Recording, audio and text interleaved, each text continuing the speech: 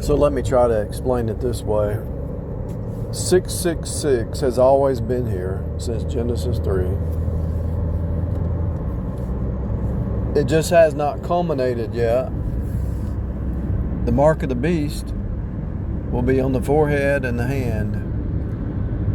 It's always been here, just hasn't culminated. And when I say culminate, think about this.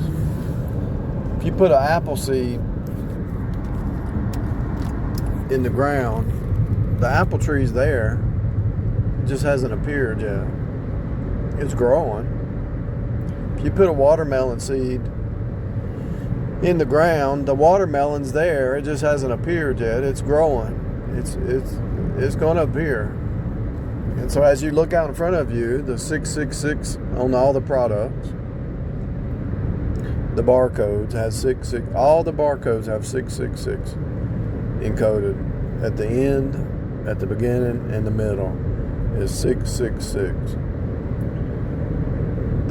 The culmination will appear when the church is raptured out. They'll say peace, peace, peace. Peace, peace, but then sudden destruction. So 3.5 years, they're going to say, finally, we got peace. The Christians are gone. But they're not going to, see, they're still legalists. They're going to think they're the ones. They'll say the aliens took the bad apples, But God took the good apples and left the bad apples.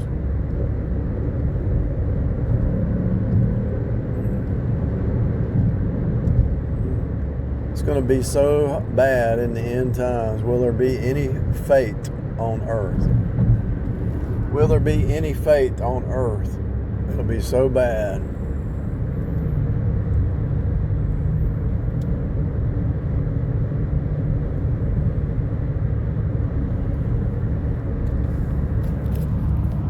It didn't say works, it said faith.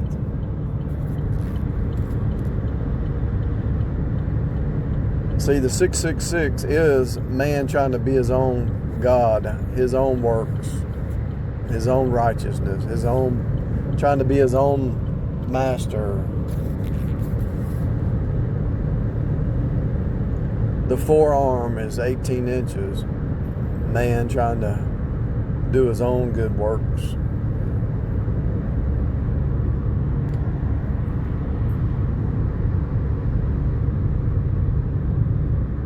The ingenuity of mankind worshiping himself or herself. Think about all the times in the Old Testament where the Bible talks about the women who painted their toes and their fingers, and they wore these little anklet bracelets, and it was like a tinkling sound, and they thought they looked all great and all pretty and all that, and then God put judgment on the land and the stench. So they worship the clay body, the clay vessel.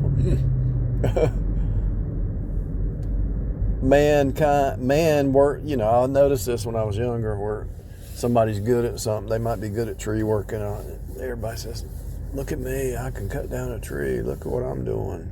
And you actually see this online now. Everybody's worshiping their artwork or their tree work or their electrical work or anything that man can do. He can trade, day trade, whatever. They want to worship what man is doing. So the men are trying to be worshipped because they can cut a tree down or build a house or whatever. The women want to be worshipped because they look pretty. They got the makeup. They got the right shape and the makeup. This all Plato land. It's all Plato land. The pride of man is off the roof in Plato land. It's so funny. It's like a cartoon. Once you see past 3D and the 5D, into 5D, you see that 3D is a joke. It's a joke. It's important. Why? I mean, think about it. Why are we laboring down here? Think about this for a second. There's a few things that I want to talk about. They don't come to my mind all the time, but they'll pop in. Why is mankind laboring? Man born of woman is full of trouble as the sparks fly upward, and he labors. He gets up, born in this place, and he labors, and then he retires. But he's still laboring. Even if he's retired, there's some labor always to do. Washing clothes, cooking, whatever. Why is mankind always doing some kind of labor? Why? I'll tell you why. Because when a woman goes to the hospital, she goes into labor to birth in the baby, right? They put her into labor to birth the baby. What is mankind doing? He's on earth. God told him to till the land. God is birthing in sons of God down here. God is birthing in sons of God. So mankind is laboring. Not only is man laboring to birth natural babies, but man is laboring to birth spiritual babies. You must be born again, Nicodemus. Well, how can I go back in my womb? He says, you're a teacher and you don't understand what I'm saying? The wind blows where it wills. You know it's wind blowing, but you can't see it. So it is with the Spirit. You must be born of the Spirit, born from above. You must be born from above, Nicodemus. Born again a second time, not just a natural, but a spiritual birth.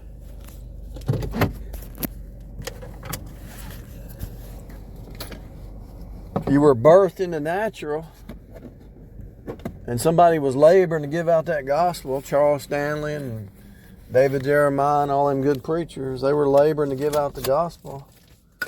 And you heard the gospel, but you rejected it. Why would you do that, Nicodemus? Oh, you wanted to go back to I don't know if they were called the Sanhedrin or what, but you want to go back to your peer group, and you couldn't tell them you couldn't tell them you believe in Jesus because you get kicked out of your Freemason society, and you'll be spit upon from your brethren of your fraternity or sorority or whatever, and so you can't believe on Jesus because you'll be persecuted and mocked by your so-called people that really are taking you to hell with them, and you're worried about what they think. They're going to hell in a handbasket. You're worried about what they think? Come on, Nicodemus, wake up.